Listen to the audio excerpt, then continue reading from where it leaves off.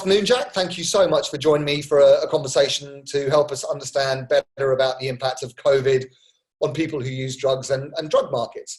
So it is May the 14th, 2020. We've been in lockdown for a couple of months. Can I just start by asking you to introduce yourself, tell us where you are in the world and what you do for a job? Yes, I'm Jack Spicer. I lecture in criminology at University of the West of England. I'm relatively new to the academic world. Finished my PhD at the end of last year, which feels a lot longer than just a few months ago that it was. And I'm based in what is today relatively sunny Bristol.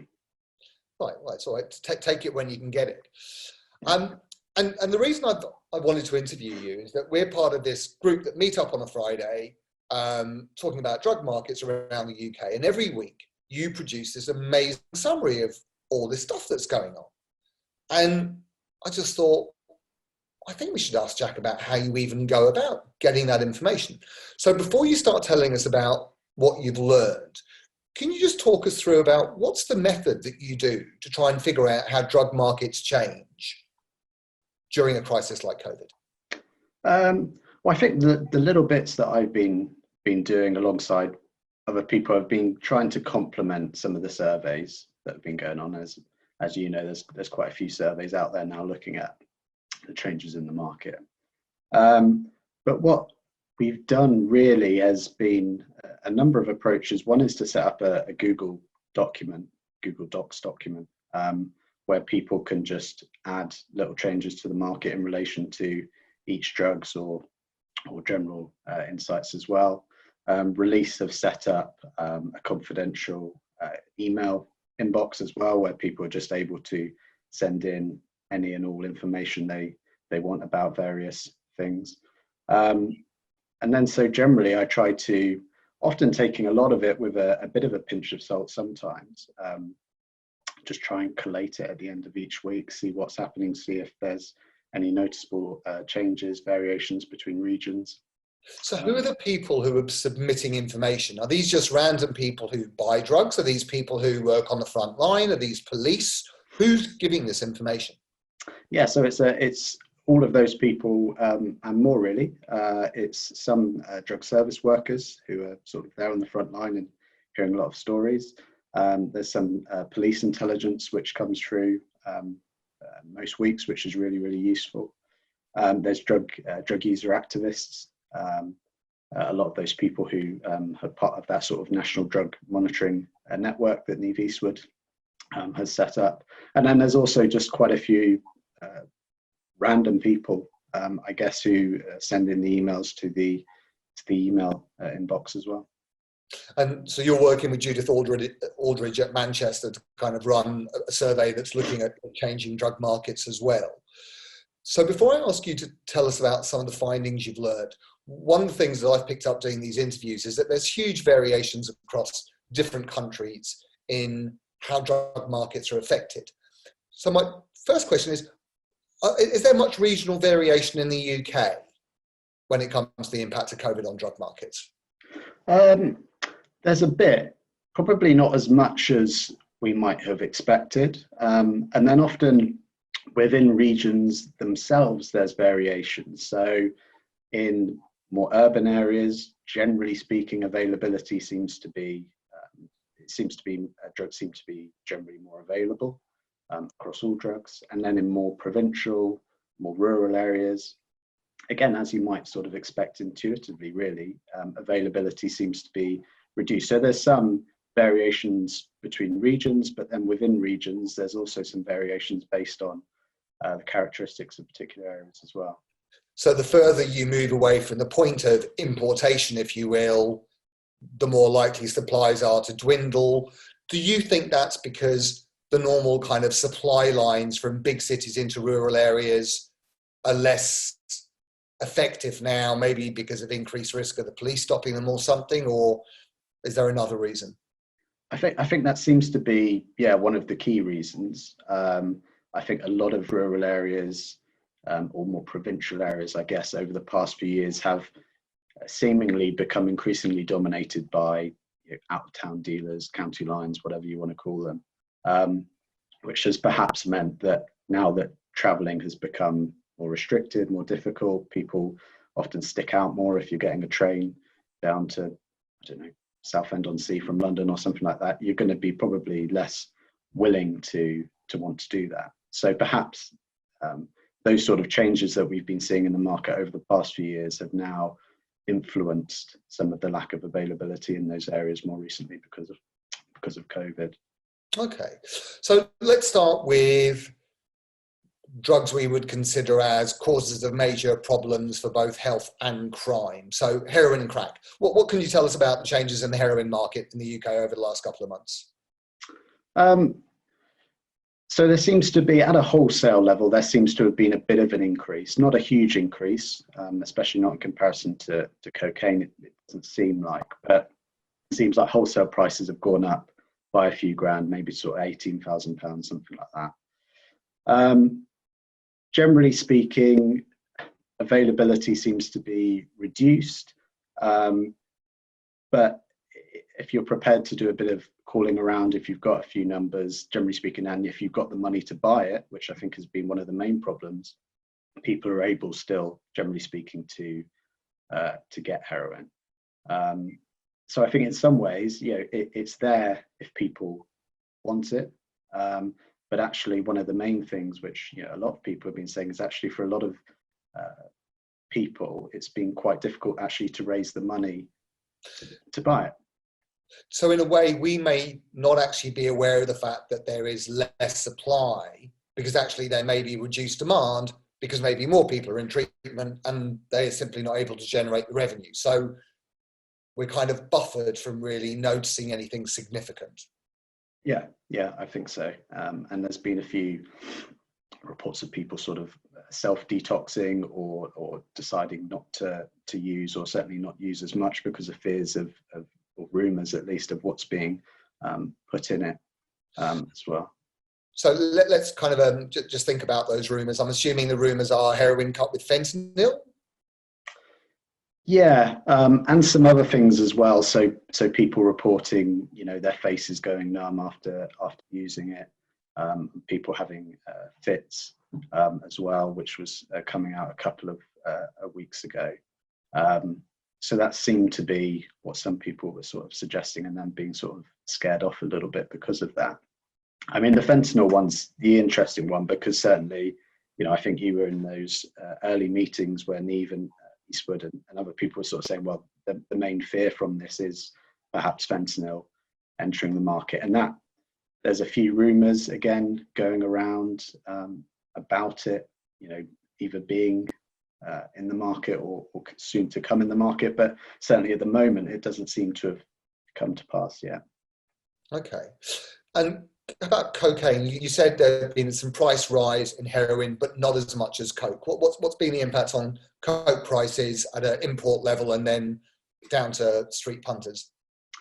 So it seems like from various sources of intelligence, it seems like wholesale prices for cocaine have gone up by quite a bit.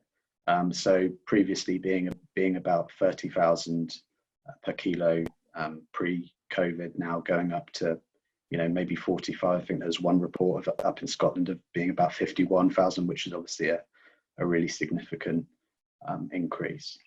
We've seen some, just over the past few weeks, we've seen some relatively big seizures at the borders of cocaine as well, which people like Priti Patel and what have you have been sort of claiming as big successes. So seizures seem to have gone up. And I think that's perhaps at least in part by traffickers wanting to bring in more stuff within single shipments. So sending a lot of stuff all in one shipment, which obviously if things then get caught leads to bigger seizures. So in short, at the wholesale level, it seems prices seem to have gone up by a fair amount. The retail level tells a slightly mixed story. There was quite an interesting report. Someone spoke to two cocaine dealers in one city. One of them who caters predominantly for relatively young people, and was saying that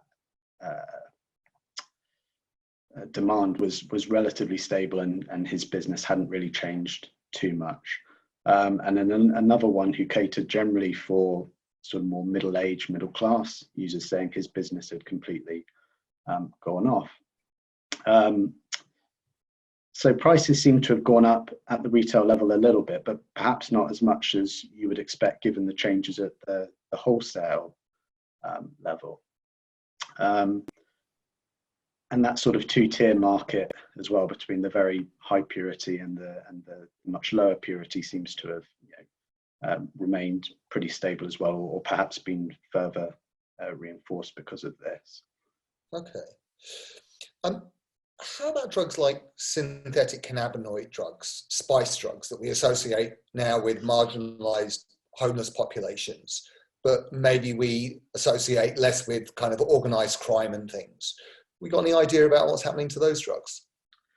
Yeah, I think that was quite an interesting one, because in those first early weeks of when lockdown hit, that was sort of the main report, the main drug where it was coming through that there were shortages, and that people were often finding it quite difficult to access. Over the past few weeks, that seems to have changed a little bit. Access seems to be, I mean, there's still a few reports of it not being available in some areas, especially up in the north, I think, but generally speaking, availability seems to have got stronger in the last few weeks because of that. And interestingly, I was reading some intelligence just yesterday saying it's still getting into prisons very easily as well, which perhaps is a relatively good barometer of its general availability in wider society as well. And I mean, I guess for those drugs, they're probably being shipped from countries like China. A kilo of a synthetic cannabinoid receptor agonist goes an awful long way. So, you know, probably fairly easy drugs to kind of catch up on, you know, not big and bulky. Yeah. So let's think about cannabis market. So we've interviewed people in Canada and in the US and in the Netherlands where there have been attempts to shut down the cannabis shops, which of course failed. Cannabis was regarded as an essential substance. What's been the impact in the UK on the cannabis market?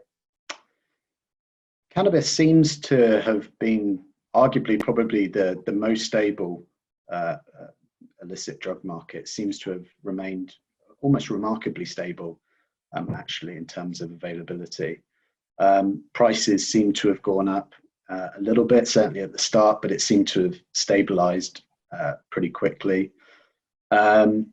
I think hash has been the one thing that a lot of people have been struggling to get hold of, but that trend, I think, was happening before this happened anyway. It's probably just exacerbated it. But generally speaking, yeah, cannabis market seems to have been, in some areas, even booming. People saying they're using cannabis for the first time or increasing their usage, and it almost turning into a bit of a buyer's market. You know, dealers having to advertise themselves through various ways to try and capitalize on the demand that's there.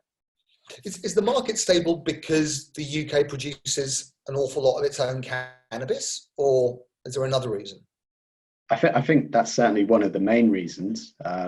Someone was saying in one of the meetings yesterday that there's a lot of people just staying at home and growing, and perhaps growing even more now because of the situation.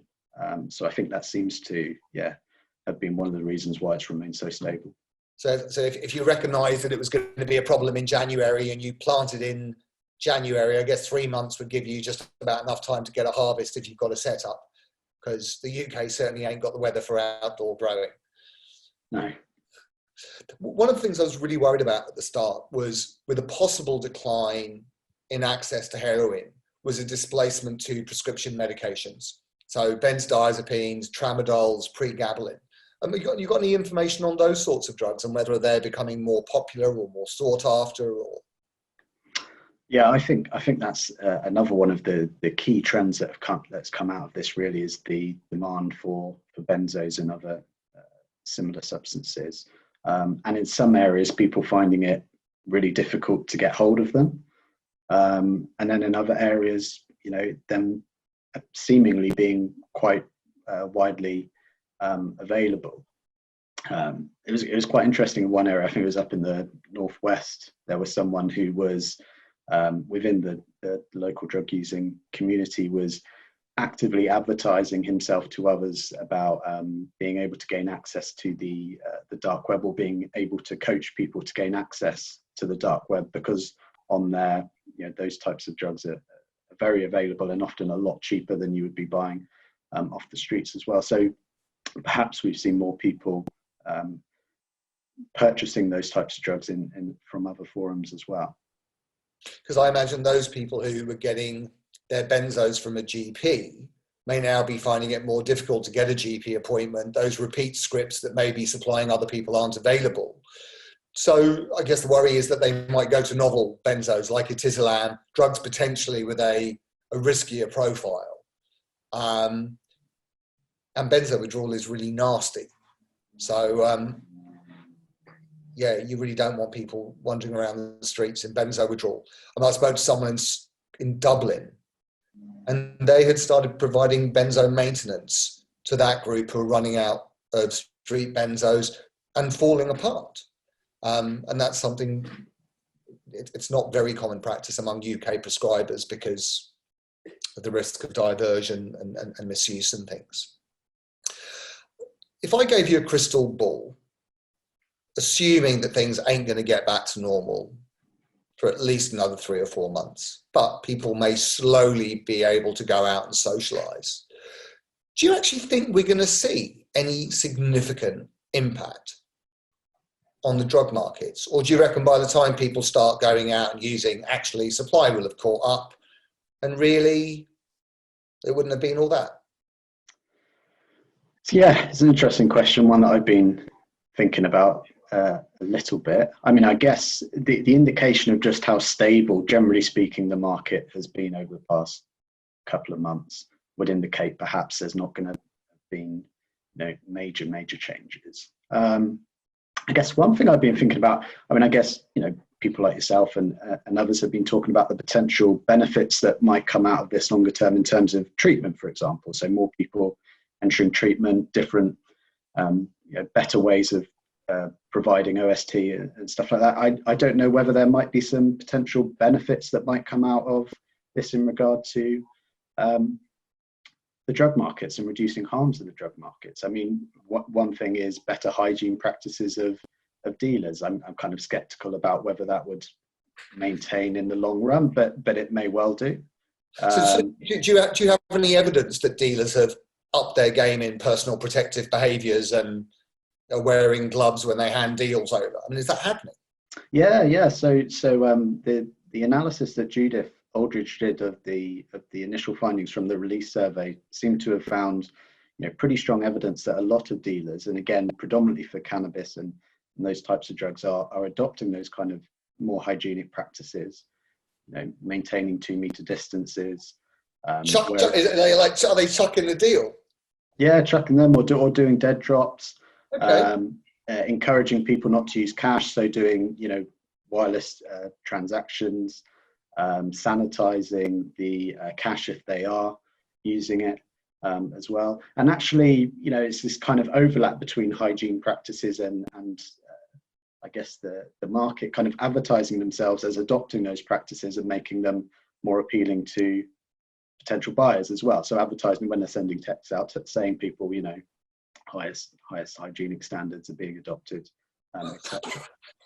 So I just hadn't heard that, but of course it's another beautiful example. I mean, not only is it the responsible thing to do, but it's the marketization of showing appropriate response to this as a selling point. Yeah, it's magnificent. Yeah, I mean, it's a bit like kind of ecological or green policies by businesses where it's good that they're doing it, but they also use them, legitimate businesses, they use them to gain customers or attract customers as well because of them being ethical and what have you.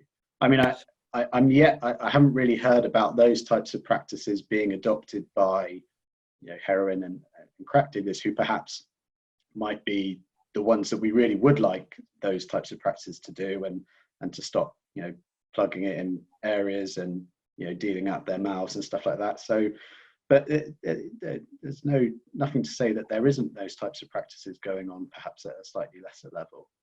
Yeah, I mean, we've asked about changing in purchase practice in the survey we're running at the moment, and I'm thinking that we actually didn't ask whether or not drugs had been conveyed outside people's mouths. Would obviously be a huge risk, but it's really reassuring to hear that that's been picked up, and I guess dealers therefore almost becoming another messenger to encourage personal protective behaviours. Yeah. So that would be one perhaps area of market harm reduction, if you want to call it that could happen. Yeah. I think the other one, I guess, building on what I said earlier, was about increased use of dark nets. I mean, I guess it's debatable whether that's reducing harm, but generally we would say, if people aren't using street markets, there's various benefits of using darknet markets instead. If there's an increase in that, or if people are becoming more exposed to it or have tried it using the darknet for the first time, that might be a benefit that comes out of this in the long term.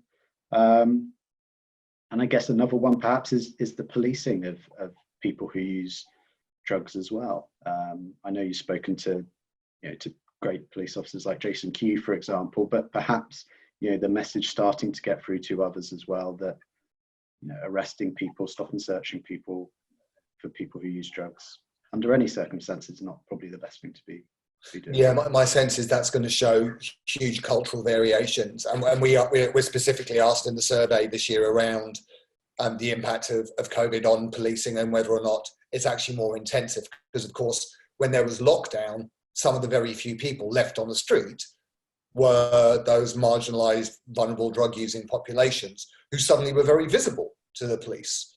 And the police were obviously out and about for other reasons. So, we look forward to analysing that data to see whether or not the police were seen to be supportive or whether they were just using it as an opportunity to enforce the rule of law, which we know that helpful. And I think from, sorry, I was just going to say, just from the evidence that we've been getting about the policing of particularly people who use drugs, is showing a really mixed picture. There's been a lot of reports of really pragmatic practices, officers being really sensible and careful about how they engage with certain populations. And then also at the same time, in some areas, Neve Eastwood was saying yesterday about the amount of stop and searches in one particular borough of London just having gone through the roof over the past month, and that about 70% of them being for drug or suspected drug offences. So there seems to be this kind of two-tier thing of, on one hand, the police really engaging in more pragmatic, almost harm reduction practices, and then at the other end of the scale, almost ratcheting up some of the really negative aspects of drug policing as well. Yeah. So the final question is that I interviewed Dan DeWoo from the Trim Boss. We spoke about MDMA production and the fact there is an awful lot of MDMA that is probably sitting there waiting to get knocked out. Do you have any concerns that come the end of the summer, there is going to be a flood of lots of drugs that are suddenly going to come into a population who may well have had 2 or 3 months of, yoga, being vegan, baking bread, giving it a rest, and then going back and getting on it big time? Yeah. I think that is a slight concern, especially with the festival season, which would be kind of getting underway now in the UK-ish, I guess. There must be a lot of stock there in anticipation of that, just sort of sitting in warehouses or whatever, which won't be being sold in anywhere near the quantities that it would have been. So I think there's a potential risk that, the market becomes flooded with a lot of cheap, perhaps very high purity MDMA as well in the future. So it's worth it's worth monitoring. I mean, again, just over the past week or so, there seems to be in the UK increasing reports of sort of rave activity beginning to come back in, perhaps slightly exacerbated by the slight easing of lockdown as well. So maybe the market for MDMA might begin to pick up a little bit now anyway because of that. Yeah. It's been fascinating, Jack, to kind of get your synthesis of so much work over the last couple of months. And obviously this is an ongoing project. So I think what we might have to do is come and visit you at the end of the summer, where there's been more data and, you know, more analysis of what's going on. Yeah, because drug markets are pretty fascinating and they just seem incredibly robust. You know, it's yeah, far more robust than a lot of legitimate markets, I think. Yeah, no toilet roll, but you could still get Coke. Yeah. Bizarre. Dan, thank you so much for your time. Please stay safe, and we look forward to catching up in a couple of months. Cheers, Adam. All right.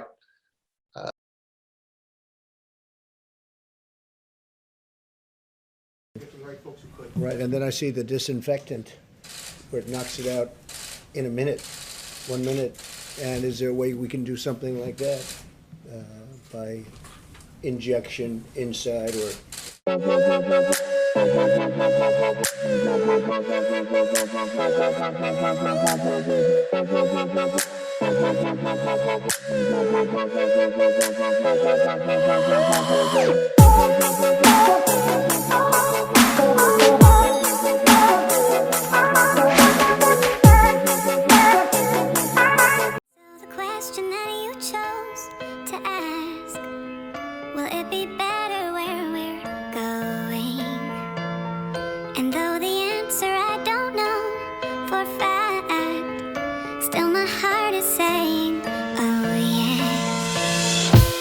Just taking it one day at a time. Still don't know what I'm trying to find.